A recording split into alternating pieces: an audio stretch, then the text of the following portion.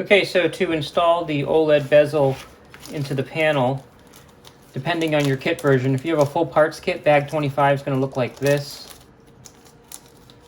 And it's going to have the serial number label in it, and it's going to have the 3M transfer tape and the bezel itself. We were not happy with all our machined acrylic bezels, and we finally bit the bullet and just tooled a nice acrylic bezel. So what you're going to do, obviously, is you're going to cut a couple pieces of the tape, and ideally you're just going to try to fit as much of the top and the bottom section here as you can, using a pair of scissors or whatever you have. So I'm going to eyeball it here.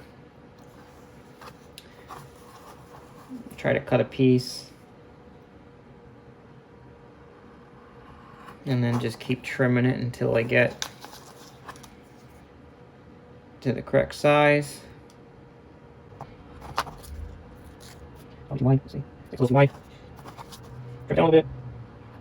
So the tape will do most of the work for holding that bezel in, but there is interference between the actual OLED screen itself and the bezel when it's finally put together. It was designed to fit right up against it, so the screen is as close to the bezel as possible.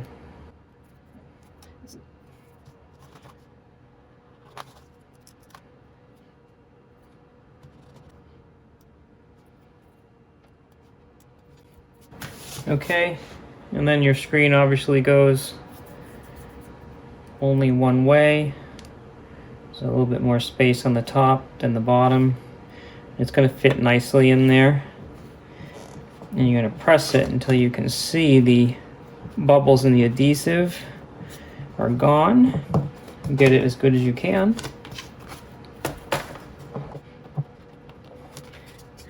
And then that's it. And you have a nice display bezel that is flush with the front of the panel. So next we're going to test fit the panel.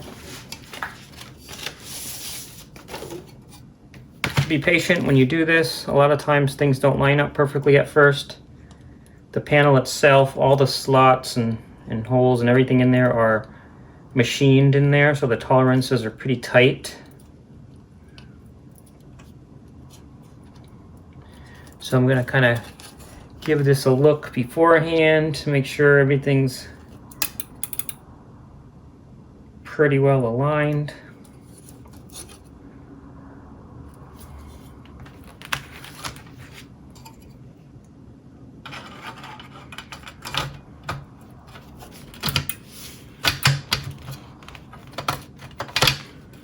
Looks like one of the LEDs over here is not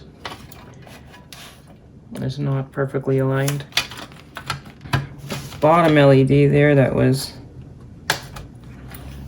not aligned. Okay, and you'll know when you have it aligned.